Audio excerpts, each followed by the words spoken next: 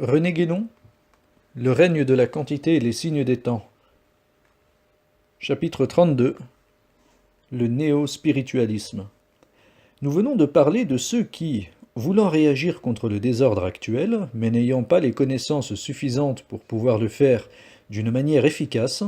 sont en quelque sorte neutralisés entre guillemets et dirigés vers des voies sans issue. Mais, à côté de cela, il y a aussi ceux qu'il n'est que trop facile de pousser au contraire plus loin sur le chemin qui mène à la subversion. Le prétexte qui leur est donné, dans l'état présent des choses, est le plus souvent celui de combattre le matérialisme, entre guillemets. Et assurément, la plupart y croient sincèrement. Mais tandis que les autres, s'ils veulent agir dans ce sens, en arrivent simplement aux banalités d'une vague philosophie spiritualiste, entre guillemets, sans aucune portée réelle, mais du moins à peu près inoffensive, ceux-ci sont orientés vers le domaine des pires illusions psychiques, ce qui est bien autrement dangereux. En effet, alors que les premiers sont tous plus ou moins affectés à leur insu par l'esprit moderne, mais non pas assez profondément cependant pour être tout à fait aveuglés, ceux dont il s'agit maintenant en sont entièrement pénétrés, et se font d'ailleurs généralement gloire d'être modernes, entre guillemets. La seule chose qui leur répugne, parmi les manifestations diverses de cet esprit, c'est le matérialisme. Et ils sont tellement fascinés par cette idée unique qu'ils ne voient même pas que bien d'autres choses, comme la science et l'industrie qu'ils admirent, sont étroitement dépendantes, par leurs origines et par leur nature même, de ce matérialisme qui leur fait horreur. Il est dès lors facile de comprendre pourquoi une telle attitude doit maintenant être encouragée et diffusée. Ceux-là sont les meilleurs auxiliaires inconscients qu'il soit possible de trouver pour la seconde phase de l'action antitraditionnelle. Le matérialisme ayant à peu près fini de jouer son rôle, ce sont eux qui répandront dans le monde ce qui doit lui succéder. Et ils seront même utilisés pour aider activement à ouvrir les fissures, entre guillemets, dont nous parlions précédemment. Car dans ce domaine, il ne s'agit plus seulement d'idées, entre guillemets, ou de théorie quelconque, mais aussi, en même temps, d'une pratique, entre guillemets, qui les met en rapport direct avec les forces subtiles de l'ordre le plus inférieur.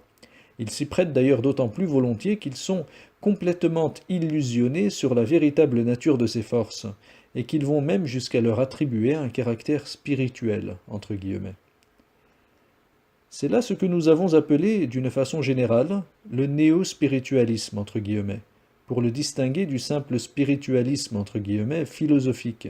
Nous pourrions presque nous contenter de le mentionner ici pour mémoire, entre guillemets, puisque nous avons déjà consacré par ailleurs des études spéciales à deux de ces formes les plus répandues.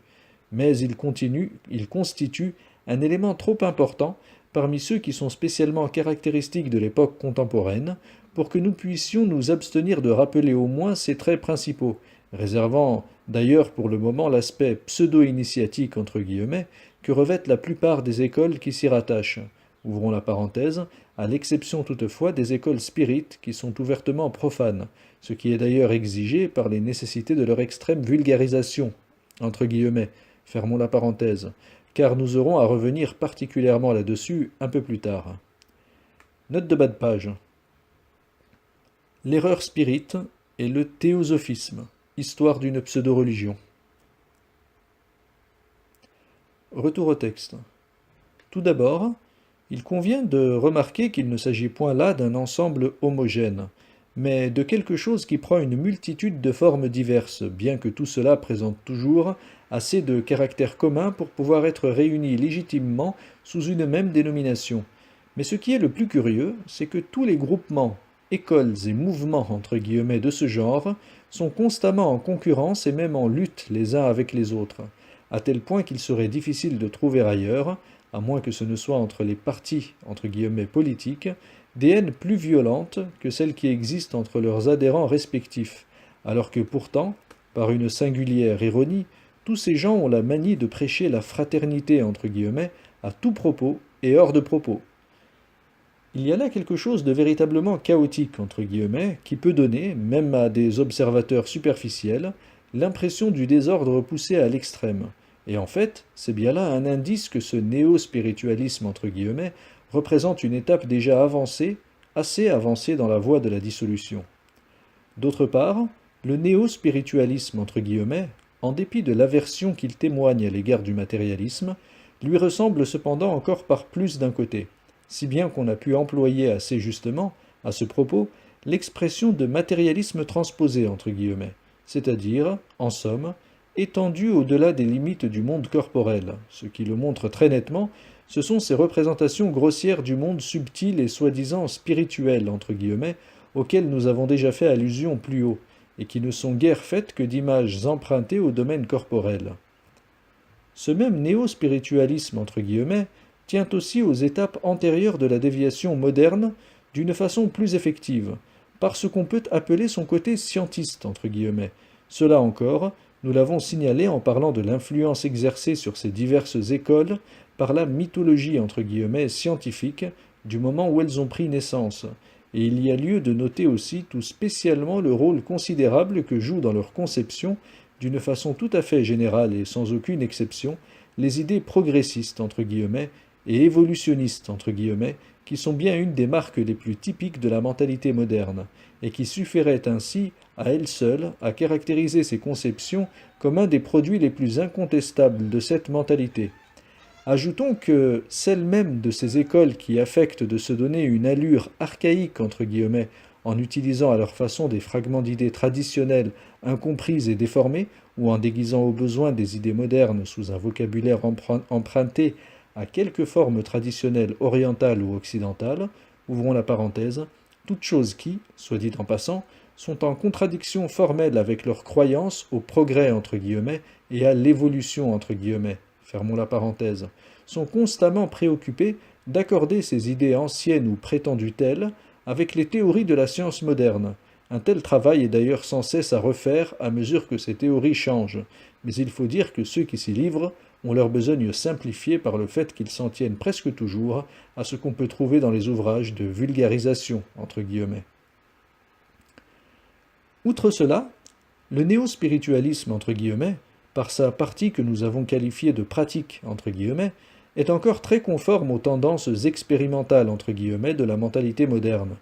Et c'est par là qu'il arrive à exercer peu à peu une influence sensible sur la science elle-même, et à s'y insinuer en quelque sorte au moyen de ce qu'on appelle la métapsychique, entre guillemets.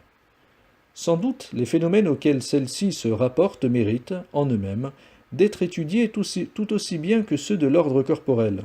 mais ce qui prête à objection, c'est la façon dont elle entend les étudier, en y appliquant le point de vue de la science profane. Des physiciens, ouvrons la parenthèse, qui s'entêtent à employer leur méthode quantitative jusqu'à vouloir essayer de peser l'âme, entre guillemets, fermons la parenthèse, et même des psychologues, au sens officiel, entre guillemets, de ce mot, sont assurément aussi mal préparés que possible à une étude de ce genre, et par là même, plus susceptibles que quiconque de se laisser illusionner de toutes les façons. Note de bas de page. Nous ne voulons pas parler seulement, en cela, de la part plus ou moins grande qu'il y a lieu de faire à la fraude consciente et inconsciente, mais aussi des illusions portant sur la nature des forces qui interviennent dans la production réelle des phénomènes dits métapsychiques, entre guillemets. Retour au texte. Il y a encore autre chose. En fait, les recherches métapsychiques, entre guillemets, ne sont presque jamais entreprises d'une façon indépendante de tout appui de la part des néo-spiritualistes, entre guillemets, et surtout des spirites, ce qui prouve que ceux-ci entendent bien, en définitive, les faire servir à leur propagande, entre guillemets. Et ce qui est peut-être le plus grave sous ce rapport, c'est que les expérimentateurs sont mis dans de telles conditions qu'ils se trouvent obligés d'avoir recours aux médiums, entre guillemets, spirites, c'est-à-dire à des individus dont les idées préconçues modifient notablement les phénomènes en question et leur donnent, pourrait-on dire, une teinte, entre guillemets, spéciale, et qui d'ailleurs ont été dressées avec un soin tout particulier. Ouvrons la parenthèse, puisqu'il existe même des écoles de médiums, entre guillemets, fermons la parenthèse, à servir d'instruments et de support, entre guillemets, passifs à certaines influences appartenant au bas-fond, entre guillemets, du monde subtil,